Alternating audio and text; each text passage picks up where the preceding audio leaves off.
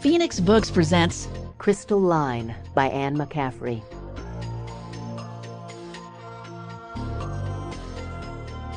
And a star to steer her by, Killashandra shouted to herself.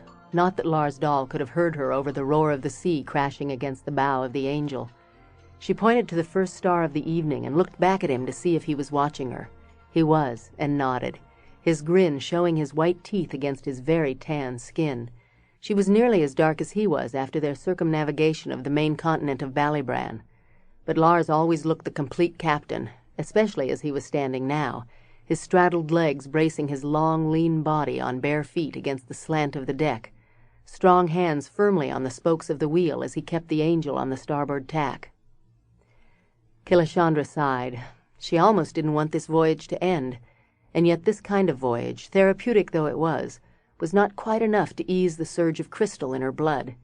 They had to strike a good load on this next trip into the ranges, and make enough to get off-world for Passover, which was nearly upon them. She devoutly hoped that their sled was repaired and ready for the ranges. Killashandra gritted her teeth, remembering the ignominy of having to be rescued when their sled had been buried by a rock slide. Hauling the crushed sled out of the ranges had sliced a hefty hunk out of their credit balance, not leaving them with enough to take an off-world jaunt while the refit was being done. Once again the Angel had rescued them from the ping of crystal in their blood in the boredom of the Heptite Guild quarters. But by all the holies, Killashandra swore, this time they would sing good crystals, if they could find that wretched black lode again.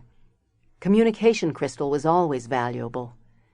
The Angel was nearly round the massive headland, and Killashandra could just see a slice of the eastern face of the great Heptide Guild cube. The good mood that had sustained her abruptly altered.